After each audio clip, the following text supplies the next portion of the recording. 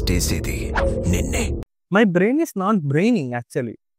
ఇలాంటి సినిమాలకి సెకండ్ షోలో వెళ్ళండి. Welcome to the review of final destination part 6 the blood line. ఈ ఫ్రాంచైజ్ మీకు ఇష్టమైతే మీకు ఏ పార్టో కింద ఫస్ట్ కామెంట్ అయితే చేసేసేయండి. సో నా ఛానల్ ఎవరైనా కొత్తగా వస్తే లైక్ చేసి షేర్ చేసి అలాగే సబ్స్క్రైబ్ చేసుకోండి. చావు ఎప్పుడు ఎక్కడ ఎలా వస్తుంది, ఎవరు చస్తారు అనే ఒక ఇంట్రెస్టింగ్ పాయింట్తో సాగుతూ ఉంటుంది.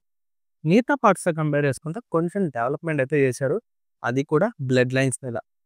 ఒకానొక చోట చావు తప్పించుకుంటాయి, ఇంకొక చోట ఆ చావు మళ్ళీ మిమ్మల్ని ఎలా కాటేస్తుంది అనేది మెయిన్ ప్లాట్. వంశాలు తరపడి ఎలా చంపుకుంటూ వస్తుంది అనే పాయింట్ మీద నడుస్తూ ఉంటుంది. సో ఓవరాల్గా మూవీ చూసుకుంటే బాగుంది, ఇంట్రెస్టింగ్గా క్రియేట్ అయింది. ఈవెన్ నేను ఫస్ట్ 5 పార్ట్స్ చూడలేదు, చూడకుండా డైరెక్ట్ 6th పార్ట్కి అయితే వెళ్ళిపోయాను. బట్ ఆ సినిమా చూసి వచ్చాక 5 పార్ట్స్ పొద్దున్నుంచి కూర్చుని ఒక లుక్ అయితే వేసేసాను. So out of all the parts నాకు 6th పార్ట్ చాలా నచ్చింది.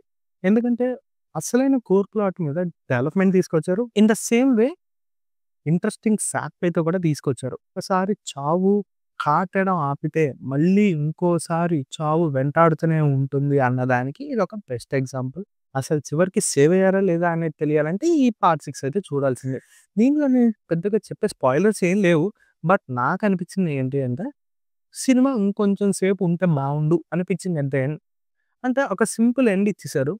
టాటూస్ పార్లర్ ఇన్సిడెంట్ కానివ్వండి, లేకపోతే హాస్పిటల్ సీన్ కానివ్వండి, దీంట్లో మేజర్ హైలైట్ అని చెప్పుకోవచ్చు. మిగతావన్నీ సోగా ఉన్నా బట్ ఈ 2 సీన్స్ అయితే నాకు చాలా బాగా నచ్చాయి. ఇన్ ద సేమ్ వే నేను ఇంగ్లీష్లో చూశాను, తెలుగులో కూడా చాలా డబ్బింగ్ బాగుంది అంటున్నారు.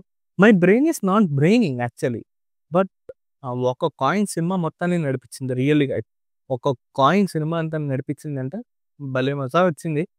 ఓవరాల్గా ఈ మూవీ చూసాక నా ఒపీనియన్ ప్రకారం నేను ఈ మూవీకి ఇచ్చే రేటింగ్ అయితే 3.35 అవుట్ ఆఫ్ 5. మూవీ అయితే ఎక్సలెంట్ ఉంది. సెకండ్ షో ఫ్రెండ్స్తో వెళ్తే పూర్తిగా ఎంజాయ్ చేస్తారు.